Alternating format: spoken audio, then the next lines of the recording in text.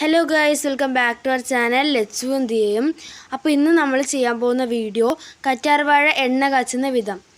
ആവശ്യമായ സാധനങ്ങൾ: കറ്റാർവാഴ ഒരു ഇല, കുറച്ച് കറിവേപ്പില, കുറച്ച് തുളസി ഇല, കുറച്ച് ചെമ്പരത്തി ഇല, 4 പനിക്കൂർക്ക ഇല, 1 ടേബിൾ സ്പൂൺ ഉലുവ, കുറച്ച് മൈലാഞ്ചി ഇല, കുറച്ച് കഞ്ഞുണ്ണി, 5 ചുവന്നുള്ളി, 1 ലിറ്റർ വെളിച്ചെണ്ണ.